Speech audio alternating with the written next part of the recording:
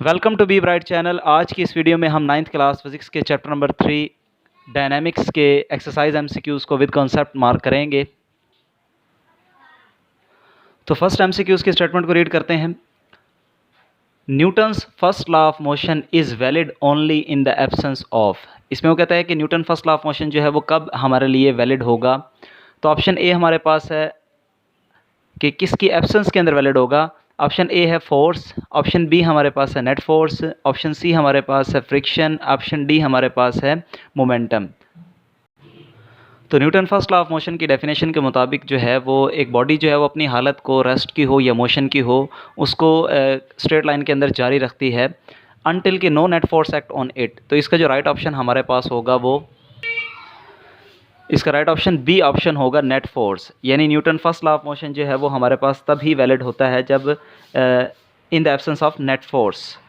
तो उसके बाद सेकंड एमसीक्यूज हमारे पास है इनर्शिया डिपेंड्स ऑन।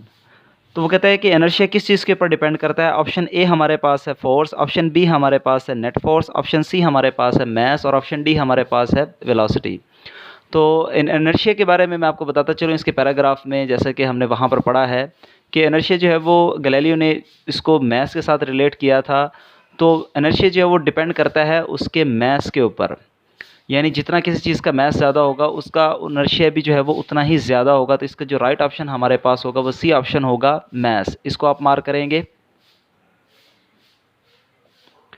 उसके बाद थर्ड एमसीक्यूज हमारे पास है a boy jumps out of a moving bus. इसमें वो कहता है कि एक जो लड़का है वो एक मूविंग बस से जंप करता है। There is a danger for him to fall, यानी उसके लिए सबसे ज़्यादा ख़तरा कब होगा। ऑप्शन ए हमारे पास है टूवर्ड्स द मूविंग बस, कि वो मूविंग बस की डायरेक्शन में ही गिरे। उसके बाद बी ऑप्शन हमारे पास है अवे फ्रॉम द बस, बस से दूर जाकर गिरे। In the direction of motion, यानी जिस डायरेक्शन में बस मूव कर रही है उसी डायरेक्शन में। और डी ऑप्शन हमारे पास है opposite to the direction of motion, यानी जिस डायरेक्शन में जो बस मूव कर रही है उसके अपोजिट डायरेक्शन में गिरे। तो मान लेते हैं यहाँ पर मैं थोड़ी सी एक डायग्राम से ड्रा करके आपको इसको ब्रीफ करता हूँ। तो मान लेते हैं कि ये हमारे पास बस है, तो अगर वो उससे अवे गिरता है यानी उसके लेफ़्ट या राइट पर गिरता है तो ये वाली तो हमारे पास जो ऑप्शन है बी वाला ऑप्शन, तो ये तो इतना ज़्यादा ख़तरनाक उसके लिए नहीं होगा। ऑप्शन ए हमारे पास है टुवर्ड द मूविंग बस, यानी बस की तरफ इस तरह से, ये तो पॉसिबल ही नहीं है, इस तरह से वो नहीं गिर सकता। उसके बाद सी ऑप्शन हमारे पास है in the direction of motion, यानी जिस डायरेक्शन में अगर मान लेते हैं कि ये इस तरफ जो है उसकी मूवमेंट है, तो अगर वो सामने की तरफ गिरता है तो वो उसके लिए सबसे ज़्यादा ख़तरनाक होगा।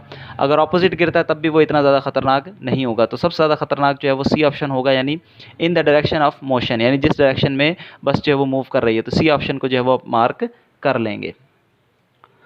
उसके बाद फोर्थ एमसीक्यूज़ हमारे पास है और ये बहुत ज़्यादा पेपर के अंदर आने वाला एमसीक्यूज़ है और बहुत ज़्यादा कंसेप्चुअल भी है। इसको हम न्यूमेरिकली सॉल्व करके फिर इसका जो है वो आंसर हम लगाएंगे। इसमें वो कहता है अ स्ट्रिंग, एक रस्सी जो है इज स्ट्रेच्ड, उसको खींचा गया है by two equal and opposite forces, दो इक्वल एंड अपोजिट फोर्सेस है जिनसे उनको खींचा गया है 10 न्यूटन ईच। दोनों जो फोर्सेस हैं वो इक्वली लग रही हैं उसके दोनों एंड्स पर। The tension in the string is, तो वो कहता है उस स्ट्रिंग या रस्सी के अंदर जो है वो कितनी टेंशन होगी। तो इसको मैं रिलेट करता हूँ इसी बुक के चैप्टर के जो टॉपिक है उसके साथ, फिर इसको हम कैलकुलेट करते हैं फार्मूला की मदद से। इस एमसीक्यूज़ को हम इस टॉपिक की जो डायग्राम है इससे रिलेट करके हम समझते हैं। इसकी डायग्राम को मैं एट द एंड जो है वो ड्रा करता हूँ, फिर मैं आपको समझाता हूँ। अब यहाँ पर मैंने एक रफली डायग्राम ड्रा की है। यहाँ पर दो वेट जो है वो मैंने दो बॉक्सेस जो है वो उनको एक स्ट्रिंग के ज़रिए से जो है कि एक फ्रिक्शनलेस पुली के ऊपर से पास हुए हैं, उनके दोनों एंड्स जो हैं वो डिफरेंट ब्लॉक्स के साथ अटैच हैं। अब यहाँ पर हम मान लेते हैं कि दोनों ब्लॉक्स का जो है वो वेट हमारे पास इक्वल है और वेट किसी भी चीज़ का जो है वो उस फोर्स के इक्वल होता है जिस फोर्स से ज़मीन उसको अपनी तरफ खींचती है। तो मान लेते हैं कि यहाँ पर भी हमारे पास कोई टेंशन होगी टी और यहाँ पर भी टेंशन टी होगी, क्योंकि दोनों एंड्स हैं जो स्ट्रिंग के वो एक फ्रिक्शनलेस पुली के ऊपर से पास हुए हैं। तो यहाँ पर टेंशन उतनी ही होगी जितना डाउनवर्ड इनका जो है वो वेट होगा। ठीक है, तो जितना वेट होगा उतनी ही टेंशन यहाँ पर होगी। तो क्योंकि यहाँ बुक में ये बताया गया है कि दोनों फोर्सेस जो हैं वो इक्वल हैं और दोनों का जो हमारे पास जो फोर्स की जो मैग्नीट्यूड है वो 10 न्यूटन है, तो यानी ये भी 10 न्यूटन हमारे पास है और ये भी हमारे पास 10 न्यूटन है। क्योंकि टेंशन इन द स्ट्रिंग जो है वो उतना ही होगा जितना हमारे पास वेट होता है, वेट के इक्वल जो है वो टेंशन होती है। तो 10 न्यूटन दोनों तरफ हम इसका वेट जो है वो मान लेते हैं। अब यहाँ पर वो कहता है कि 10 न्यूटन फोर्सेस जो है वो दोनों तरफ से इसके अंदर जो है वो टेंशन क्रिएट कर रही हैं। तो the tension in the string, तो अब इस रस्सी के अंदर टेंशन कितनी होगी, तो ये हमने बतानी है। तो इसके लिए मैं आपको फार्मूला बता देता हूँ जो इस बुक के अंदर गिवन है। अब इस टॉपिक से रेलेवेंट जो है टेंशन को कैलकुलेट करने के लिए इस स्ट्रिंग के अंदर कितनी टेंशन है, उसके लिए फार्मूला यहाँ पर हमारे पास गिवन है, T = 2m1 m2 multiply by g divided by m1 + m2। तो हम इस फार्मूला के ज़रिए से जो है वो इसको कैलकुलेट करेंगे, इस जो स्ट्रिंग है इस रस्सी के अंदर कितनी टेंशन होगी। तो वो कैलकुलेट मैंने किया हुआ है, मैं आपको समझा देता हूँ किस तरह से इसका आंसर निकलेगा। अब जैसे कि मैंने आपको फार्मूला बताया था कि T = 2m1 m2 divided by m1 + m2 multiply by g हमारे पास है।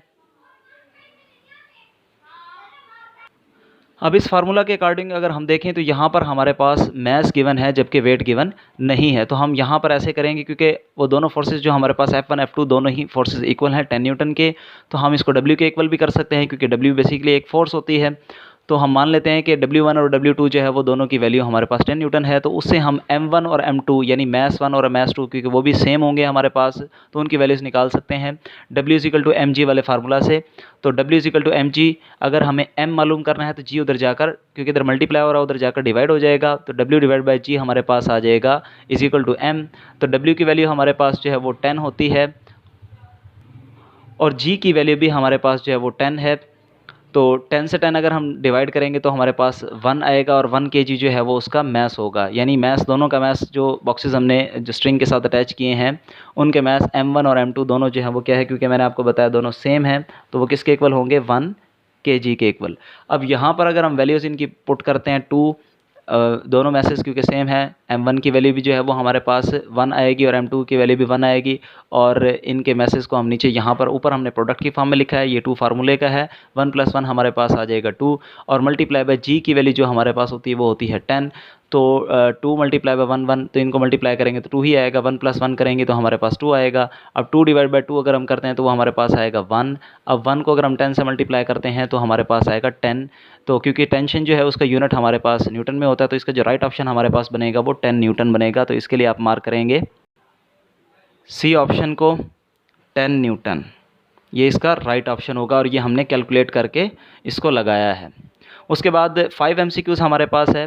The mass of a body, mass of a body क्या होगा। अब यहाँ पर कुछ कंडीशंस दी गई हैं। डिक्रीज़ व्हेन एक्सेलरेटेड, यानी जब किसी चीज़ को चलाया जाता है, मोशन में लाया जाता है तो उसका मैस कम हो जाता है, नहीं। उसके बाद बी ऑप्शन हमारे पास है, इंक्रीज़ व्हेन एक्सेलरेटेड, जब उसको चलाया जाता है तो तब जो है उसका जो मैस है वो इंक्रीज़ हो जाता है, बढ़ जाता है। ये ऑप्शन भी जो है वो गलत है, क्योंकि मैस पर कोई फ़र्क नहीं पड़ता। अब हम जो इसका सी ऑप्शन देख लेते हैं, decrease when moving with high velocity, जब हाई वेलोसिटी से मूव करता है तो मैस जो है वो कम हो जाता है, तो ये ऑप्शन भी गलत है। तो इसका जो डी ऑप्शन है, नन ऑफ द अबव, यानी क्योंकि मैस जो है वो कांस्टेंट रहता है, तो इसके लिए हम यहाँ पर जो ऑप्शन डी हमारे पास है ये इसका राइट ऑप्शन होगा, इसको आप मार्क करेंगे। उसके बाद 6 MCQs हमारे पास है, ये बेसिकली जो है वो फार्मूला से रिलेटेड है, और इसमें सिर्फ आप टॉपिक के लिहाज से उसमें से देखकर भी आप इसको जस्टिफाई कर सकते हैं। इसका राइट ऑप्शन कौन सा होगा, 2 bodies of mass M1 M2 attach to the ends of inextensible string passes over a frictionless pulley. अब यहाँ पर वो कहता है कि 2 हमारे पास बॉडीज़ हैं जिनका मैस M1 M2 बिलतरतीब दिया गया है, और वो एक इनएक्सटेंसिबल हमारे पास यानी ना खींचने वाली बेलचक डोरी के साथ जो है वो अटैच हुए हुए हैं, और एक फ्रिक्शनलेस पुली के ऊपर से पास हुए हुए हैं। सच दैट, ये वाली चीज़ जो है बहुत अहम है, बोथ मूव वर्टिकली, तो यहाँ पर जो है वो दोनों ही मैसेज जो हैं वो वर्टिकली मूव करते हैं। The acceleration of the bodies is, तो अब इसके लिए मैं आपको पहले टॉपिक भी दिखा देता हूँ। क्योंकि दोनों ऑब्जेक्ट जो है वो वर्टिकली मूव करते हैं, तो इसके लिए ये वाली कंडीशन जो हमारे पास बुक पेज 64 पर है, इस डायग्राम से रिलेट करता है। तो इस डायग्राम के मुताबिक हम देखेंगे। तो इस टॉपिक के लिहाज से अगर हमने एक्सेलेरेशन अगर फाइंड आउट करना हो तो वो इसके लिए फार्मूला यहाँ पर गिवन है। एक्सेलेरेशन का फार्मूला हमारे पास है m1 - m2 divide by m1 + m2 multiply by g। तो इसका राइट ऑप्शन हमारे पास यहाँ पर होगा बी ऑप्शन, इसको आप मार्क कर लेंगे। उसके बाद 7 MCQs हमारे पास है। Which of the following is the unit of momentum, इसमें वो कहता है इसमें कौन सा यूनिट जो है वो मोमेंटम का है। ऑप्शन ए हमारे पास है न्यूटन मीटर, ऑप्शन बी हमारे पास है kg/-2 यानी किलोग्राम मीटर पर सेकंड स्क्वायर। अब ये वाली जो वैल्यू लिखी है इसके हवाले से बच्चे जो है वो अक्सर कंफ्यूज हो जाते हैं, वैसे मैं आपको दिखा देता हूँ। ये हमारे पास जो है वो मोमेंटम का टॉपिक है। इसके अंदर यहाँ पर मोमेंटम कैसा यूनिट लिखा गया है, क्योंकि P इज़ इक्वल टू होता है mv, m का यूनिट हो गया हमारे पास किलोग्राम, और वेलोसिटी का हो गया हमारे पास मीटर पर सेकंड। जबकि यहाँ पर एक्सरसाइज में अगर हम देखें तो यहाँ पर हमारे पास लिखा हुआ है किलोग्राम मीटर पर सेकंड स्क्वायर, तो ये इसलिए हमारे पास जो है वो गलत है। यहाँ पर मीटर पर सेकंड अगर होता तो ये भी मोमेंटम का यूनिट हो सकता था। जबकि उसका सी ऑप्शन जो लिखा हुआ है न्यूटन सेकंड, और उसके बाद डी लिखा हुआ है न्यूटन पर सेकंड। तो यहाँ पर मैं आपको बताता चलूँ कि रेट ऑफ चेंज ऑफ जो मोमेंटम है हमारे पास वो फोर्स के इक्वल होता है इस टॉपिक के मुताबिक। और यहाँ पर ये चीज़ लिखी गई है कि जो ऐसा यूनिट है मोमेंटम का वो न्यूटन सेकंड भी हो सकता है। तो इसका राइट ऑप्शन जो हमारे पास होगा फिर इन ऑप्शंस के तहत वो हमारे पास सी ऑप्शन होगा। आप इसको न्यूटन सेकंड को मार्क करेंगे।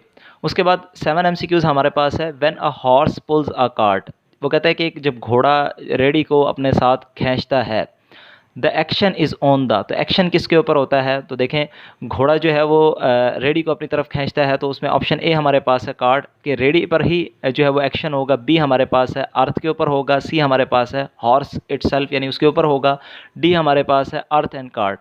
तो जब घोड़ा उसको खींचेगा तो ज़ाहिर सी बात है वो ख़ुद भी जो है वो ज़मीन को पीछे की तरफ धकेलेगा, और जब गाड़ी के ऊपर भी जो है वो आगे की तरफ उसको खींचने की कोशिश करेगा, तो दोनों ही चीज़ों के ऊपर एक्शन उसका होगा। तो यहाँ पर ऑप्शन डी जो है वो इसका राइट ऑप्शन होगा, अर्थ एंड कार्ट। तो इसके ऊपर आपने जो है इसको मार्क करना है आपने। उसके बाद जो लास्ट MCQ इस चैप्टर का है, which of the following material lowers the friction when pushed between metal plates. इसमें वो कहता है कि दो हमारे पास ऑब्जेक्ट्स हैं जिनको एक दूसरे के ऊपर से जो है वो खींचा गया है, स्लाइड करवाया गया है, तो कब जो है वो फ्रिक्शन की मिकदार कम से कम होगी अगर उनके दरमियान जो है वो मटेरियल क्या हो हमारे पास। ऑप्शन ए है वाटर, ऑप्शन बी हमारे पास है फाइन मार्बल पाउडर, और ऑप्शन सी हमारे पास है एयर, और ऑप्शन डी हमारे पास है ऑयल। तो इसमें मैं आपको बताता चलूँ जिसकी जो है वो मटेरियल की फ्रिक्शन सबसे कम होगी इसमें वो हमारे पास होगा ऑयल, क्योंकि वो सबसे ज़्यादा जो है वो कूल वेल्ड्स को फिल करेगा और इजीली जो है वो स्लाइड ओवर करवाएगा। तो इसमें इसका जो राइट ऑप्शन हमारे पास आएगा वो आएगा ऑयल। डी ऑप्शन को आप जो है वो मार्क करेंगे। उम्मीद है आपको मेरी वीडियो पसंद आई होगी। अगर आपको मेरी वीडियो पसंद आई है तो काइंडली मेरी वीडियो को लाइक करें और मेरे चैनल को सब्सक्राइब करें और ज़्यादा से ज़्यादा लोगों तक शेयर करें। Thank you.